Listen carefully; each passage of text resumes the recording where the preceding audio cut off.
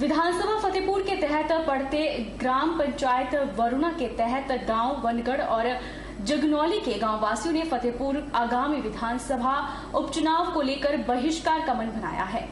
इसी कड़ी के चलते गांव वासियों के करीब 25 घरों के लोगों के करीब 80 वोटरों ने इस बार होने वाले विधानसभा उपचुनाव में वोट न डालने का बोर्ड लगाकर गांव में किसी भी नेता को न आने की चेतावनी दी है। फतेहपुर के वनगढ़ वासी आज भी पक्की सड़क सुविधा न होने से काले पानी की सजा काट रहे हैं।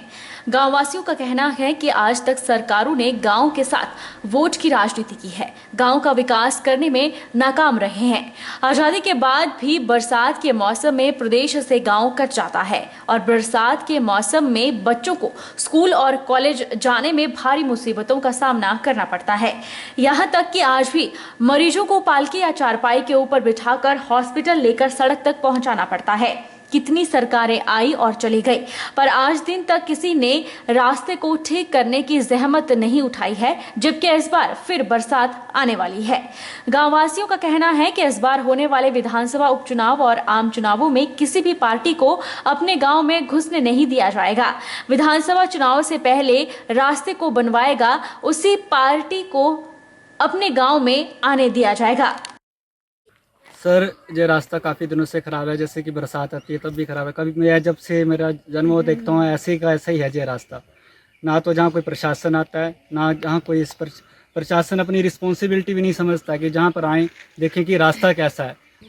सर, मैं रास्ते की समस्या में क्या बोलना चाहती हूँ। मेरे भी यहाँ पे आए हुए 17 साल हो गए हैं। मैंने जैसा रास्ता था मैंने वैसे ही देखा है। इसकी कोई भी समस्या हल नहीं होती है रास्ते की। तो हम चाहते हैं कि हम वोट तभी देंगे जब ये रास्ता बनेगा, तब वोट मिलेंगे। तो इस बार उपचुनाव होने जा रहा है, तो आप क्या क्या करना चाहेंगे उसके लिए? सर, हम बोलना चाहते हैं कि वोट हम तभी देंगे, किसी को भी जो भी आएगा, हमारा रास्ता बनेगा तब वोट मिलेंगे, नहीं तो वोट हम नहीं देंगे। तो कहना यहाँ पर जो 12 साल से मतलब लगभग हो गया कि यहाँ जमीन ली थी और जहाँ पे मकान डाला एक, तो तभी से लेकर मैं देखता हूँ कि ये जो रास्ता है इसका इतना हाल खस्ता है कि बरसात के दिनों में आदमी तो क्या पशु भी नहीं चल सकते हैं। और लगभग ये गांव में जो है 35-37 मतलब घर हैं जो ऐसी कोटे के, लेकिन आज दिन तक किसी भी जहाँ पे मतलब एमएलए या किसी भी पंचायत ने इसके बारे में नहीं सोचा है। हिमाचल में आए दिन पंजाब खनन माफिया, जो कि हिमाचल से आने वाले क्रशर उद्योग की गाड़ियों से गुंडा टैक्स नामक जबरन उगाही और गुंडागर्दी से परेशान हिमाचल प्रदेश क्रशर उद्योग इंदौरा के संचालक मकेरिया में पंजाब के पूर्व उप मुख्यमंत्री सुखबीर सिंह बादल से मिले। वहीं पूर्व उप मुख्यमंत्री पंजाब सुखबीर सिंह बादल का कहना है कि सरकार और माफिया की मिलीभगत के कारण ही ऐसा हो रहा है। हिमाचल च क्रैशर लगाया बॉर्डर एरिए ते मिलमा दे कोल साडे क्रैशर ने 21 किलोमीटर दे। असीं हिमाचल पैटर्न ते ही क्रैशर लगाए हुए, जो हिमाचल सरकार दी रॉयल्टी बनदी है, जीएसटी बनदी है, बिजली दा बिल बनदा है, वो सारा असीं हिमाचल सरकार नूं पे करदे हां। जिसले साडी गड्डियां भर के पंजाब च एंटर करदियां ने, मोहनपाल सिंह पन्नू दे बंदे वो गड्डियां रोक लेंदे आ। वो कहंदे सानूं इस गड्डी दा जजिया दिओ। जजिया समझदे हो ना? जजिए सानूं गुंडा टैक्स दिओ, इस गड्डी दा 10,000 रुपया, फिर तो तुसीं निकल जाओ पर गड्डी। जे तुसीं इस गड्डी दा सानूं जजिया नहीं दिंदे तां असीं तुहाडी किसी सूरत गड्डी नहीं जाण देनी। अज 2 महीने तो इन्हां ने साडी गड्डियां रोकी होईयां ने। असीं पिछले हफ्ते मिलमा नैशनल हाईवे जाम किया सी, इन्हां साडी गड्डी जान दित्ती सी। इन्हां दुआरे 2 पोस्टां लगातीआं जी प्राइवेट बंदियां दीआं। 10-10 बलैरो ने 80-80 बंदे रोड ते इन्हां ने खड़ारे होए आ जी।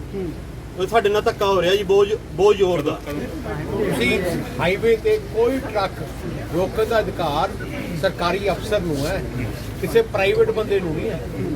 ਤੇ ਆਹ ਪ੍ਰਾਈਵੇਟ ਗੁੰਡੇ ਸਰਕਾਰ ਨੇ ਆਪਣੇ ਰੱਖੇ ਆ, ਜਿਹੜੇ ਉਦੋਂ ਤੱਕ ਤੁਸੀਂ ਦੇਖ ਲਓ 400 ਤੇ 400 ਟਰੱਕ ਆ ਰਿਹਾ ਜਿਹਦਾ 10,000 ਰੁਪਇਆ ਰੋਜ਼ ਦਾ ਲੈ ਰਿਹਾ। ਇਹਦਾ ਮਤਲਬ ਕੀ ਹੈ? 4 ਕਰੋੜ ਦੀ ਗਰਾਈ, 40 ਲੱਖ ਦੀ ਗਰਾਈ ਰੋਜ਼ ਦੀ ਹੈ। 40 ਲੱਖ ਦੀ, ਇਹਦਾ ਮਤਲਬ ਕੀ ਹੈ? ਤੁਸੀਂ ਦੇਖੋ 12 ਕਰੋੜ ਰੁਪਇਆ ਇੱਕ ਮਹੀਨੇ ਦਾ। ਮਾੜੀ ਮੋਟੀ ਸ਼ਾਇਦ ਇੱਕ ਛੁੱਟੇ ਦਾ ਕੰਮ ਚੱਲ। ਮੈਂ ਕਹਿੰਦਾ ਸਾਰੀ ਪੁਲਿਸ ਰਲੀ ਹੈ, ਤੁਹਾਡੇ ਐਮਐਲਏ ਲੜੇ ਆ। ਸਵੇਰ ਦੇ ਆਪਾਂ ਦੇਖ ਹੀ ਰਹੇ ਆ। ਨਾਲੇ ਤਾਂ ਸਵੇਰ ਦੇ ਆਪਾਂ ਇੱਥੋਂ ਪੱਟਾ ਦੇਖਿਆ।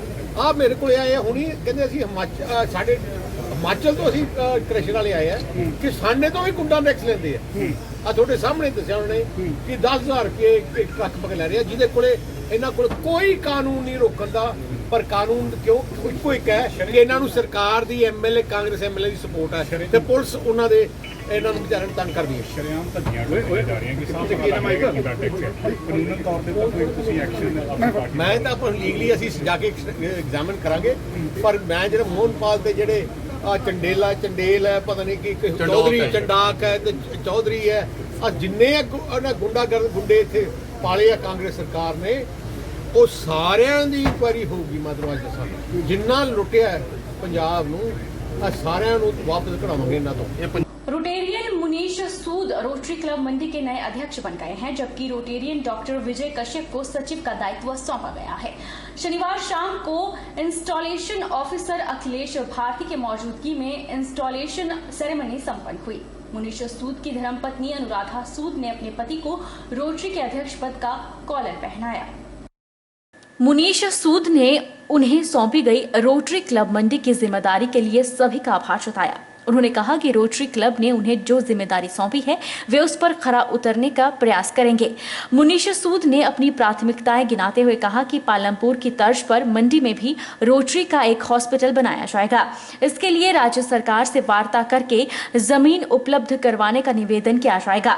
जमीन उपलब्ध होते ही हॉस्पिटल का निर्माण कार्य शुरू कर दिया जाएगा। काम बड़ा है, सोच बड़ी है, लेकिन इरादे हमारे बिल्कुल साफ हैं। मेरे ये सबसे बड़ी प्रायोरिटी, आपने बात की तो सबसे बड़ी प्रायोरिटी मेरी ये है कि हम मंडी में रोटरी का एक हॉस्पिटल बनाना चाहते हैं। जिस तरह आपने पालमपुर में आपने देखा रोटरी हाई हॉस्पिटल है, सुंदरनगर वालों ने भी अब बड़ी जल्दी रोटरी क्लब सुंदरनगर भी शुरू करने वाला है।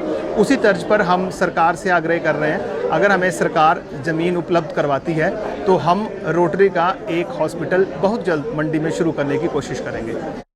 मुनीश सूद ने बताया कि रोटरी क्लब ई ऑटो प्रोजेक्ट पर भी काम कर रहा है। इसके तहत पर्यावरण संरक्षण को ध्यान में रखते हुए मंडी शहर के ऑटो चालकों को ई ऑटो उपलब्ध करवाए जाएंगे, ताकि वो इसके महत्व को समझ सकें और इस दिशा में आगे बढ़ सके। वहीं उन्होंने पहले से जारी रोटरी क्लब की गतिविधियों को और गति देने की बात भी कही। एक बड़ी महत्वपूर्ण जानकारी मैं आपको और दूं कि आजकल रोटरी जो है फॉरेन कोलैबोरेशंस के साथ, हमारे एक जो फॉरेन के क्लब्स के मेंबर्स हैं उनके साथ मिलके हम एक ई ऑटो प्रोजेक्ट पे काम कर रहे हैं। उसकी हमने एक सोसाइटी अभी तक रजिस्टर होने वाली है हमारी। उसके बाद हम ई ऑटोज़ पे काम करने वाले हैं और बड़ी जल्दी, मेरे ख्याल 1 साल के भीतर हम इस काम को पाइपलाइन में डाल के एक बड़े प्रोजेक्ट रोटरी के थ्रू करने वाले हैं।